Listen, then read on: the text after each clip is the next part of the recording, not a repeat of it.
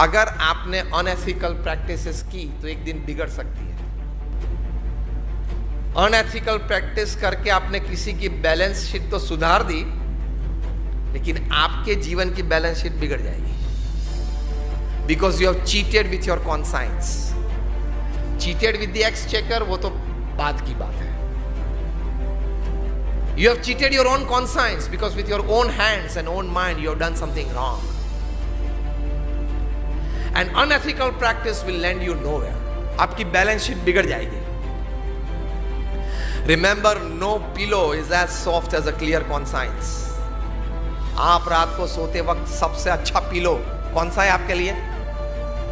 A clear conscience that I have not done anything wrong today.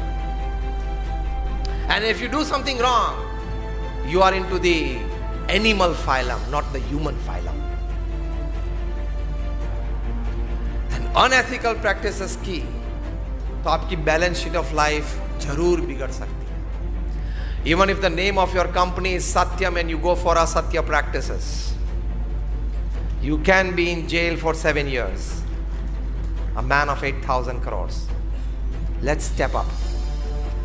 Even if you are the Sahara of thousands of families by creating homes for them, you can still lie Besahara in Tihar for 4 years.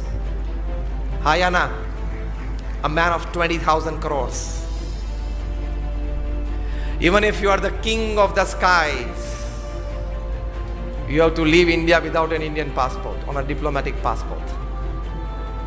आएंगे जनाब थोड़े दिन में वापस भारत में। Extradition की बात चल रही है, लंदन कोर्ट ने ऑलमोस्ट डिसीजन दे दिया है।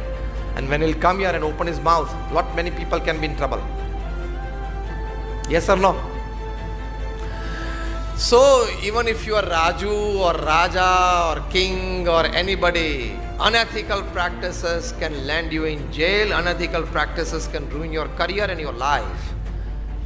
And the stress that comes in because of unethical practices, when you are caught, your balance sheet of life is spoiled permanently.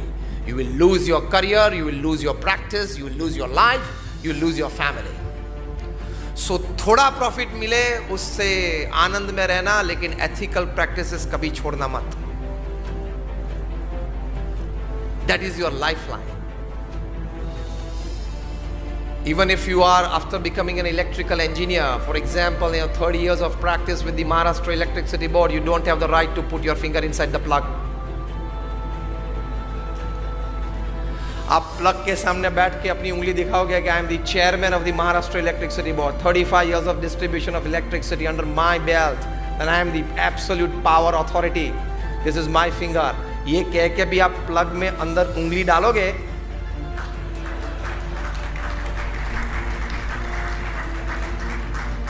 electricity doesn't know your post, position and power. It only knows human flesh and blood. चिपका देगी, मर जाओगे।